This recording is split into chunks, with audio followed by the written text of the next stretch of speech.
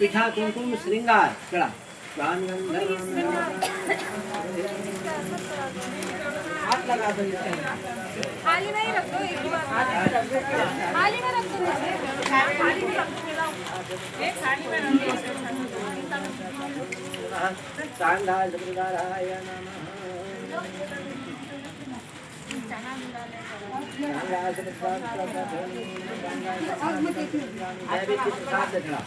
नैवेद्य जी डाल रहा हूँ थाली रख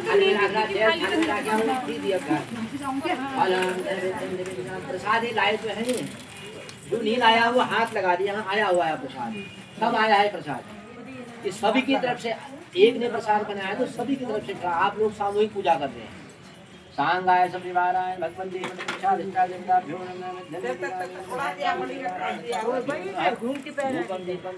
फलम फल चढ़ा दिया फलीन हो फलिकम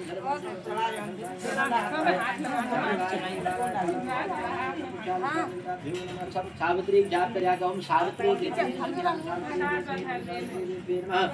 सावित्री दीपेन में सावित्री दीपेन में सावित्री दीपेन में सावित्री दीपेन में सावित्री दीपेन में सावित्री दीपेन में सावित्री दीपेन में सावित्री दीपेन में सत्यवानाय सत्यवानाय सत्यवानाय ब्रह्मणे ब्रह्मणे विष्णवे विष्णवे नमः फल नैवेद्यं ताम्बूलं द्रव्यक्षणां समर्पयामि सांगाय वट सावित्री देवी सत्रिवाराभ्यां नमः सावित्री देवी नमः सांगा जो जब तक कर लिया ओम सावित्री देवी नमः क्या ओम सावित्री देवी नमः ओम ब्रह्मणे नमः ओम ब्रह्मणे नमः ओम विष्णवे नमः ओम धात्रे नमः ओम शास्त्रे नमः ओम गात्रे नमः ओम विष्टाय नमः ओम परमाहाय नमः विष्णवे नमः सांगाय नमः क्या बेटा नहीं आएगा समझ में तो पूछ लेना 103 नंबर पृष्ठ पे है 103 सांगाय श्रीवाराय सायदाय श्री संता भेन में भाषण भोजन फल में देन निवेदयामि तत्र अवरक्षात् सूत्र द्वारा तय पूर्वे तरह चढ़ा दी इन्हें का बातिया बादशाह बाती पहुंचा कर सांगाय श्रीवाराय अभी ऐसे पूर्वे चढ़ा दी अल्लाह बात को पंद्रह अभी चढ़ा दो रक्षा भूषण समर्पयामि एक कर अक्षर में सब लोग हाथ लगा लो 7 बार घुमा देना सांगाय श्रीवाराय नमः करके संतम देवा देव करके दिल हितम मन सुकृत हितांगाय श्रीवाराय नमः और पत्तात्रि देवी नमः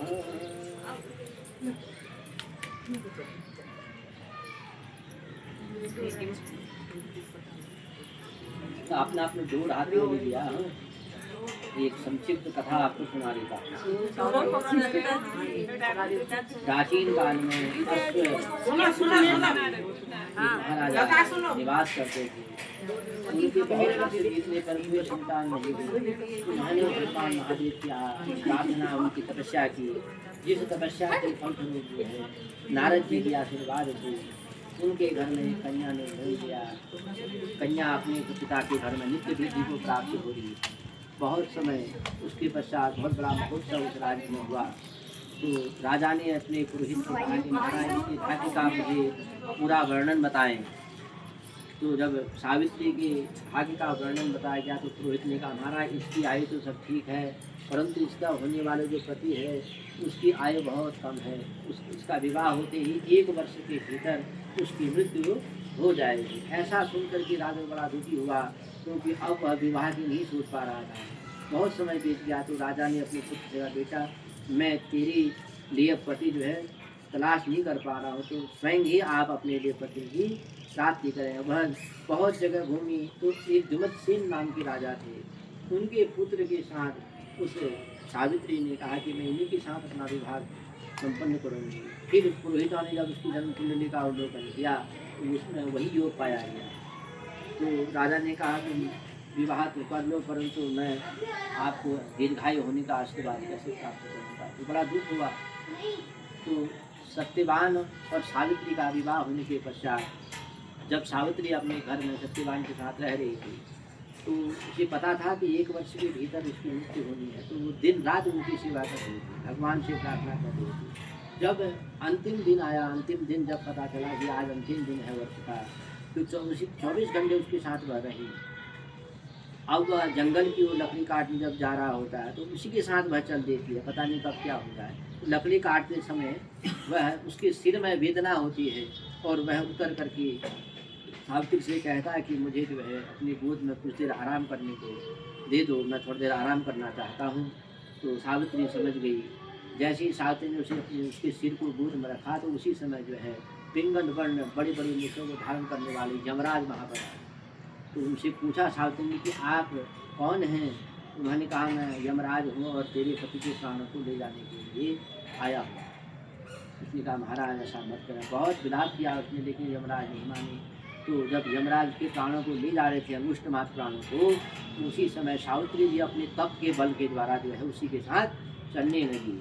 तो यमराज ने कहा कि बेटा आप जो है जहाँ मैं इनको ले जा रहा हूँ वहाँ जीवित अवस्था में आप नहीं जा सकते, तो मुझसे कुछ वरदान ले लो और तब भी बिल्कुल इनके प्राणों को आप छोड़ो।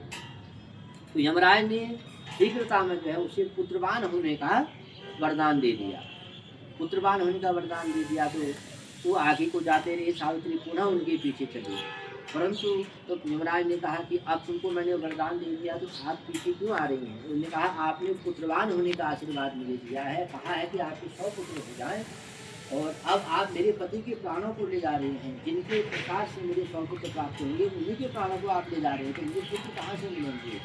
तो ऐसा जब यमराज ने देखा कि मेरे द्वारा जो वरदान है बड़ी युक्ति के साथ, बड़ी उपाय के साथ सावित्री ने ऐसा वरदान मुझसे ले लिया कि जिससे मुझे ये इसके प्राणों की रक्षा करनी पड़ेगी। तो सावित्री के वरदान के उस वरदान की प्राप्ति के फलस्वरूप उस सत्यवान के प्राणों की रक्षा हो सकी। अब जिस समय उस सत्यवान जो है उतर रहा था तो उसने बड़ वृक्ष का सहारा लिया था, जहाँ पर उन दोनों ने विश्राम किया था, वट वृक्ष का सहारा लिया था। तो इसीलिए वट वृक्ष की पूजा आज के दिन सावित्री की सौभाग्यता की रक्षा के लिए लोग करते हैं। अपने अपने सौभाग्य की रक्षा के लिए सभी लोग इस वट वृक्ष की पूजा करते हैं, वटपत्र की पूजा करते हैं। और जिस प्रकार से सावित्री ने अपने तप बल के द्वारा, अपनी तपस्या के द्वारा सत्यवान से अपने पति के प्राणों की रक्षा की, अपनी सौभाग्य की रक्षा, इसी प्रकार से उसी दिन से यह व्रत जो है प्रारंभ हुआ। तो जिस प्रकार से सावित्री ने यह व्रत अपने पति की रक्षा के लिए किया था, सभी सौभाग्यवती स्त्रियाँ भी इस व्रत को पति की रक्षा के लिए करते हैं। बोलो सावित्री मैया की जय, सत्यवान की जय, धर्मराज की जय, ब्रह्म देवता की जय, विष्णु देवता की जय, सभी देवी देवताओं की जय। अब क्या डोर पैर मंदिर आरती करना, मैं तो रक्षाबंधन करता हूँ, मुझे जाना है। जाना है।